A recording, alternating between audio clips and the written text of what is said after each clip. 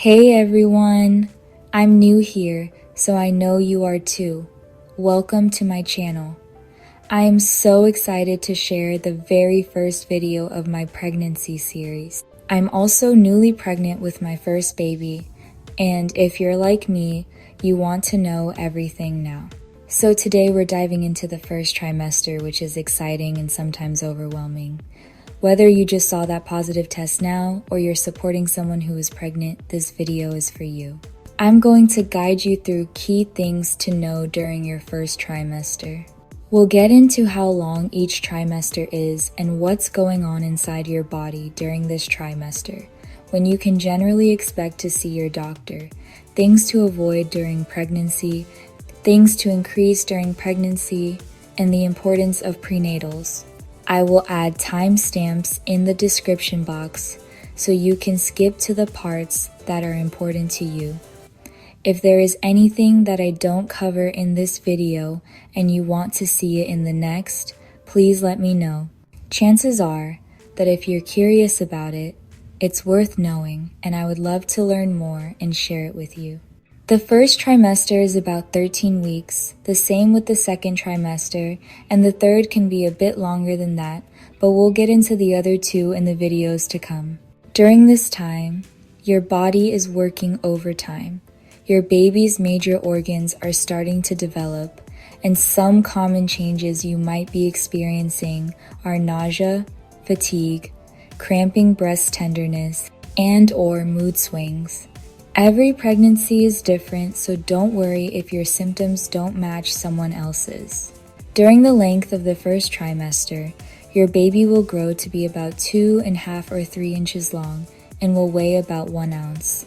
Your baby's body will start to take shape and some body systems start to develop. At this stage, the beginnings of your baby's heart, brain, and digestive system are forming, as well as the start of their arms, legs, eyes, ears, and mouth. I have a week-by-week baby development video in the works if you're interested in more details.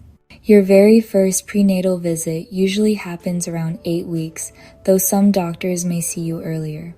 If you're wondering how they could possibly know how far along you are when you yourself aren't sure when you got pregnant, they base it off of the first day of your last period. I don't know about you, but I was fully expecting to be seen that first week, and waiting 8 weeks feels like forever. If it wasn't for random feelings of extreme hunger, cramps, tender breasts, and a little bit of nausea, I would be questioning if I even really am pregnant. Even with all those things, sometimes I think, do I really got a baby in there? Which made me want to take another pregnancy test. I've learned that that is very common. I saw one woman make a video about how she took 11 pregnancy tests just to make sure during that 8-week waiting period, so if that's you, you're not alone. Anyway, expect a full health history, physical exam, a vaginal ultrasound because your baby is too small to be seen on the stomach at this point. You might even get to hear the heartbeat if you're far enough along.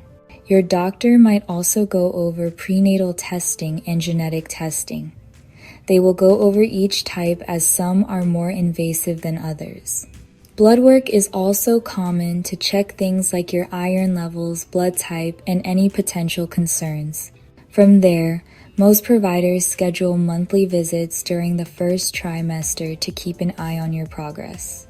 Generally, your health provider will also provide information on prenatal classes, infant and child CPR workshops, and sometimes even prenatal yoga classes. There are more classes typically offered when you reach about 34 weeks, such as preparing for childbirth, breastfeeding, and newborn care.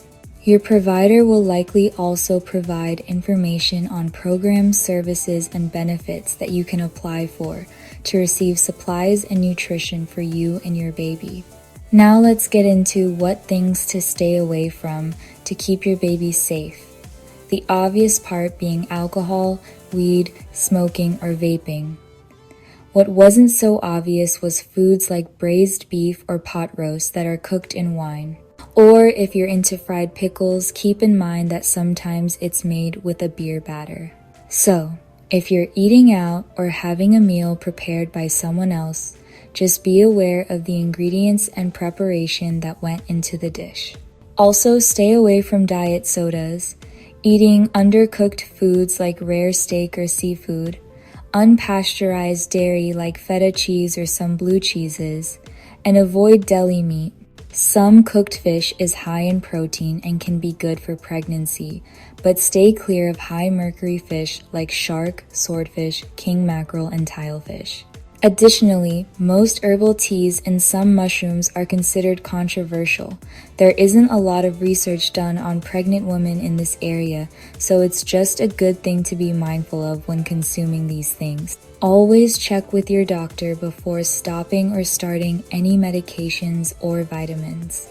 Remember, you don't need to wait for that first 8-week appointment to ask your doctor about any questions or concerns you're having, so don't hesitate to call for your peace of mind.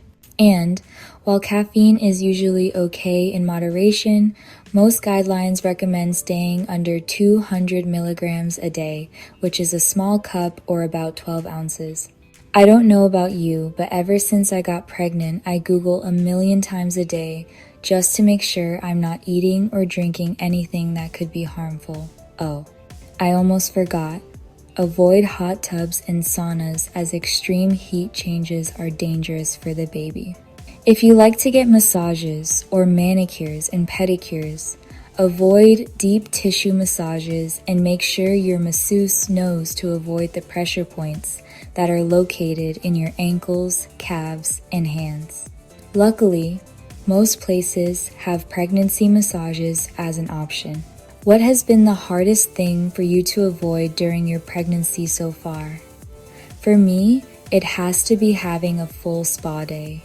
I love to treat myself to a spa pass every now and then, and I'm really missing the saunas and hot tubs. Now let's talk about what is good to keep doing or add if you haven't already.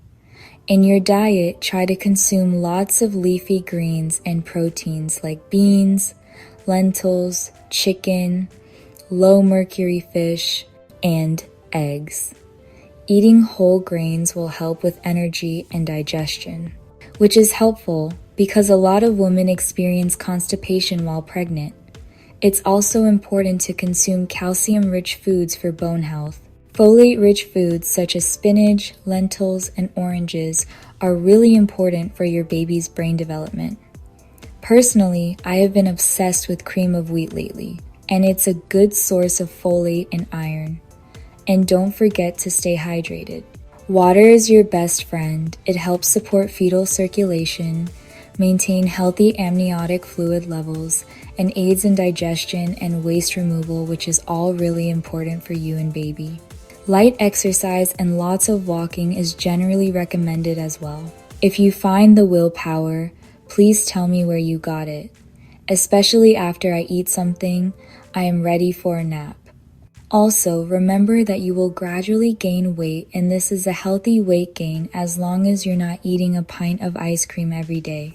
Keep in mind that on average, women gain about 25-35 pounds during pregnancy.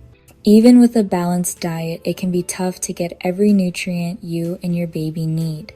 That's where prenatal vitamins come in. They provide extra nutrients which aid in their development. There are so many different types of prenatals. You can even get a gummy version. I definitely struggle to choose one since there are so many choices out there.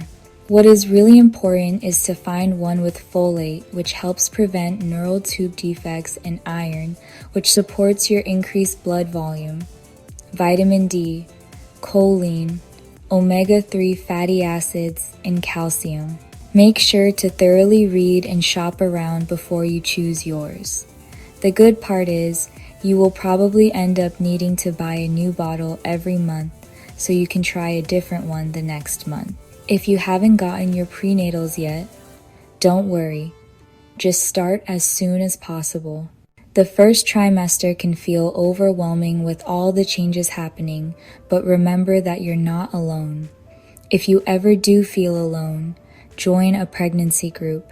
There are plenty online, from meetups to Facebook groups and even pregnancy apps which have community chat pages.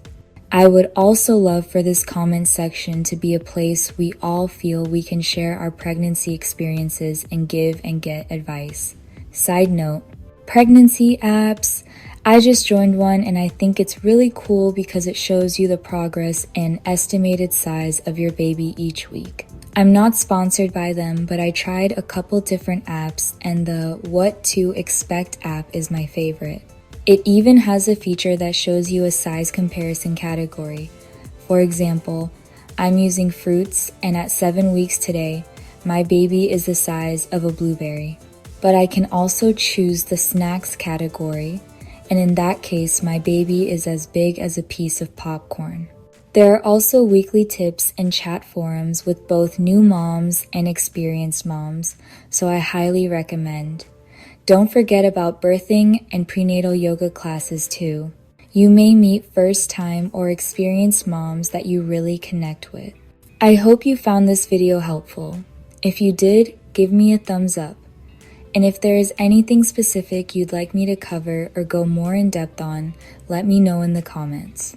And just a few quick thoughts and questions for everyone. How do you guys feel about telling people you're pregnant? I've only told my immediate family so far. Is there a right time to tell people? Do I wait till it's obvious and I have a big belly? Also, is it crazy that I already started making a baby registry and a Pinterest board for the baby shower? Please tell me I'm not the only one. Also, what's been your biggest challenge or surprise in the first trimester? Mine's that I will get extreme hunger and tiredness out of nowhere. I'd love to hear yours. Thanks for watching and I'll see you in the next video. Don't forget to subscribe.